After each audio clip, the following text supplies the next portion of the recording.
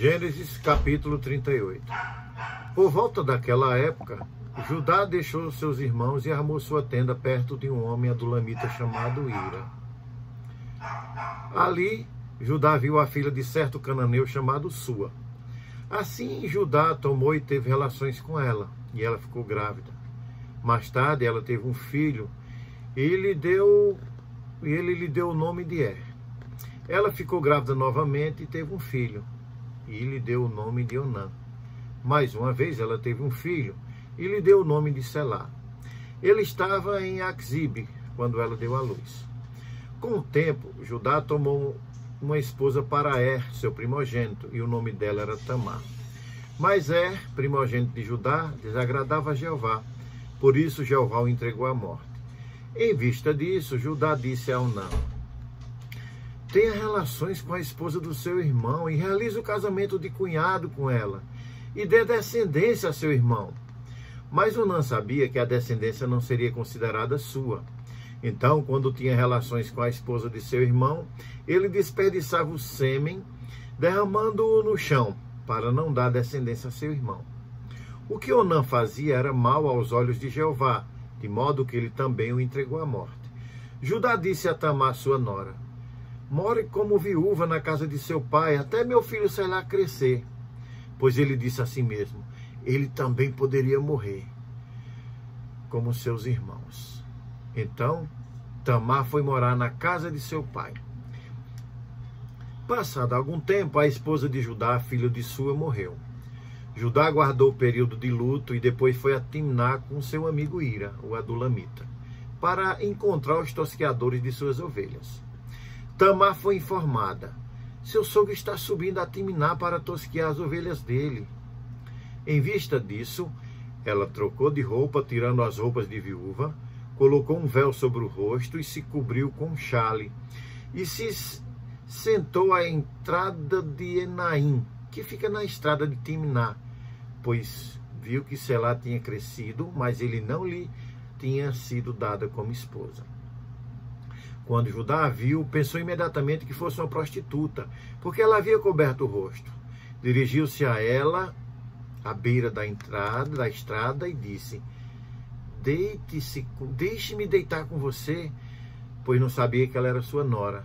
No entanto, ela perguntou: o que me dará para ter relações comigo? Ele respondeu: eu lhe enviarei um cabrito do meu rebanho. Mas ela perguntou: o senhor me dará uma garantia até o enviar? Ele disse: que garantia lhe devo dar? Ela respondeu: seu anel de Selá, seu cordão e seu bastão que está na sua mão. Ele os entregou então e teve relações com ela, e ela ficou grávida dele. Depois, ela se levantou e foi embora, tirou o xale e se vestiu com uma de suas roupas de viúva. E Judá enviou o cabrito por meio do seu amigo adulamita para receber de volta os objetos que tinha dado à mulher como garantia, mas ele não a encontrou. Ele perguntou aos homens do lugar: onde está aquela prostituta de templo que ficava em Enaim, à beira da estrada? Mas eles responderam: nunca houve prostituta de templo nesse lugar. Por fim, ele voltou a Judá e disse: não encontrei. Além disso, os homens do lugar disseram: nunca houve prostituta de templo nesse lugar. De modo que Judá disse: que ela fique com eles para si, para não cair no ridículo. De qualquer modo, enviei esse cabrito, mas você não a encontrou. No entanto, cerca de 3 meses depois, Judá foi informado: Tamar, sua nora, agiu como prostituta e está grávida em resultado da sua prostituição. Judá disse então: tragam-no para fora a fim de que seja queimada. Quando estava sendo levada para fora, ela mandou dizer a seu sogro: estou grávida do homem a quem pertencem esses objetos. E ele acrescentou: verifique, por favor, a quem pertence o anel de Selá, o cordão e o bastão. Judá os examinou então e disse: ela é mais justa do que eu, pois eu não dei a Selá meu filho. Depois disso, ele nunca mais teve relações com ela. Quando chegou a hora dela dar à luz, havia gêmeos no seu ventre. Enquanto ela estava dando à luz, um deles pôs a mão para fora, e a parteira imediatamente pegou um fio escarlate e o amarrou na mão dele, dizendo: este saiu primeiro. Mas assim que ele recolheu a mão, seu irmão saiu e ela exclamou: que brecha você abriu para si? Por isso ele recebeu o nome de Pérez. Depois saiu seu irmão, que tinha um fio escarlate amarrado na mão, e ele recebeu o nome de Zerá. José foi levado para baixo ao Egito, e um egípcio chamado Potifar, que era oficial da corte de Faraó e chefe da guarda, comprou-o dos ismaelitas que o haviam levado para lá.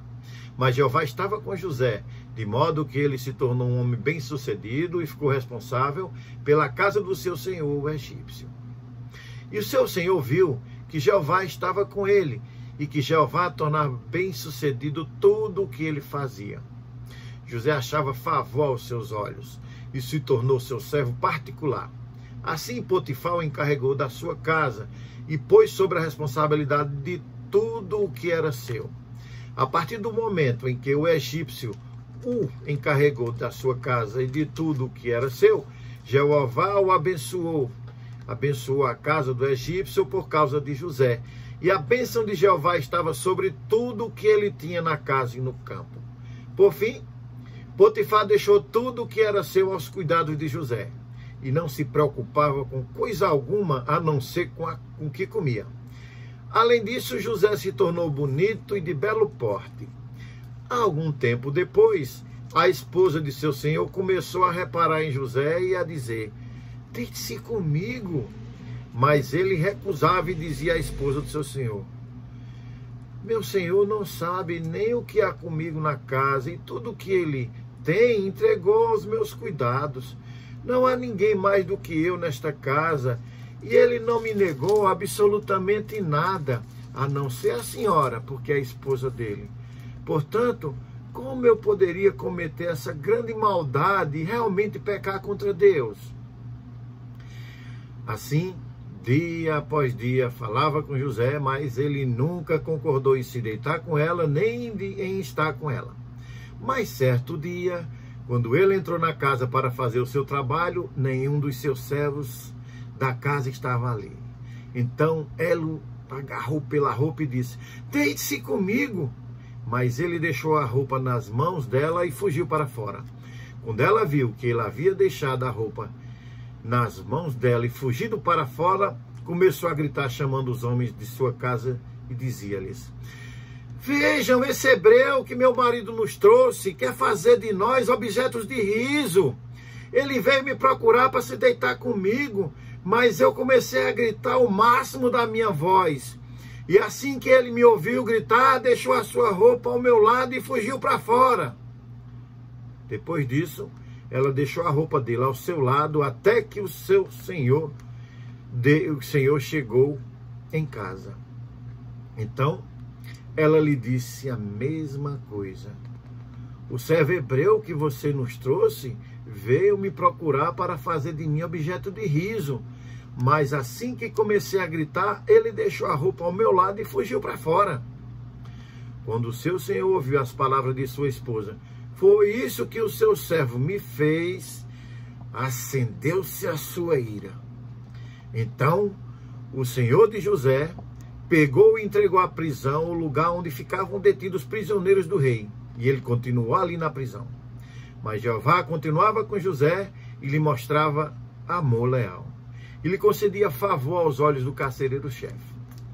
Assim, o carcereiro-chefe encarregou José de todos os prisioneiros que havia na prisão, e era ele que administrava tudo o que se fazia ali. O carcereiro-chefe não se preocupava com absolutamente nada do que estava aos cuidados de José, pois Jeová estava com José, e Jeová tornava bem-sucedido tudo o que ele fazia. Depois disso, o chefe dos copeiros do rei do Egito e o chefe dos padeiros pecaram contra o seu senhor, o rei do Egito. Então Faraó ficou indignado com seus dois funcionários, o chefe dos copeiros e o chefe dos padeiros. E ele mandou prendê-los na cadeia da casa do chefe da guarda, no lugar onde José estava preso. E o chefe da guarda determinou que José ficasse com eles e cuidasse deles. e eles ficaram algum tempo na cadeia. Certa noite, tanto o copeiro como o padeiro do rei do Egito, que estavam detidos na prisão, tiveram um sonho. E cada sonho tinha a sua própria interpretação. Na manhã seguinte, quando José foi vê-los, percebeu que eles estavam abatidos. Então perguntou aos funcionários de Faraó, que estavam presos com ele na casa do seu senhor: por que vocês estão com o rosto triste hoje? Eles responderam: ambos tivemos sonhos, mas não há aqui quem o interprete. José lhes disse: não pertencem a Deus as interpretações? Relatem os sonhos a mim, por favor. Os chefes do copeiro relatou seu sonho a José. Ele disse: no meu sonho havia uma videira diante de mim. Na videira havia 3 raminhos, e ao brotar ela florescia, e seus cachos deram uvas maduras. O copo de Faraó estava na minha mão, e eu peguei as uvas e as espremi no copo de Faraó. Depois disso, dei o copo a Faraó. José disse então: essa é a interpretação do sonho. Os 3 raminhos são 3 dias. Daqui a 3 dias, Faraó levará você para fora e o restituirá do seu cargo. E você dará o copo a Faraó, como fazia antes, quando era seu copeiro. Mas quando as coisas estiverem bem com você, lembre-se de mim, por favor. Demonstre-me amor leal e fale sobre mim a Faraó, para me tirar desse lugar. Na verdade, fui raptado da terra dos hebreus e não fiz nada para que me pusesse na prisão. Então, quando o chefe dos padeiros viu que a interpretação era favorável, disse a José: eu também estava no meu sonho, e havia 3 cestos de pão branco sobre minha cabeça. E no cesto que estava por cima, havia todo tipo de alimentos. Alimentos assados que padeiros fazem para Faraó. E havia aves que comiam desse cesto que estava sobre a minha cabeça. José respondeu: essa é a interpretação do sonho. Os 3 cestos são 3 dias.